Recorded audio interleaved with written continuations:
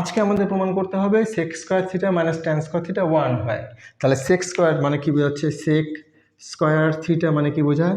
সেক মানে হচ্ছে কসের রেসিপ্রোকাল, কস মানে কি বেস বা হাইপোটেনিউস, তাহলে উল্টো হয়ে যাবে, তাহলে হাইপোটেনিউস বাই বেস তার স্কোয়ার হয়ে যাবে, তাহলে AC square by BC square. Tan square theta, tan square theta, tan মানে হচ্ছে কি পারপেন্ডিকুলার বাই বেস, তা পারপেন্ডিকুলার কি হচ্ছে এবি ছিল, এবি বাই বিসি তার স্কোয়ার, তাহলে আমাদের হয়ে যাবে হচ্ছে AB square by BC square. Therefore LHS, LHS বলছে আমাদের sec square minus tan square করে দেখতে, তাহলে sec square theta minus tan square theta করে দেখছি। তাহলে সেক স্কোয়ার মানে কি ছিল? AC square minus BC, sorry AC square by BC square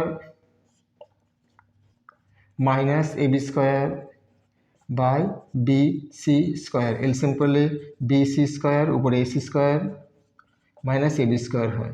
দেখে নাও কি আসছে, AC square minus AB square করলে বিসি স্কোয়ার আসে, তাহলে উপরে হয়ে গেল বিসি স্কোয়ার, নিচে হয়ে গেল বিসি স্কোয়ার ইকুয়ালস টু 1।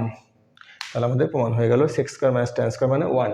এই তিনটে ফর্মুলা যে দেখালাম সেই তিনটে ফর্মুলা খুব অত্যন্ত গুরুত্বপূর্ণ, তোমরা কিন্তু এগুলো খুব ভালো করে মনে রাখবে এবং এটা কিন্তু আসতে পারে এই ধরনের পরীক্ষা আসে যে এটাকে প্রমাণ করো।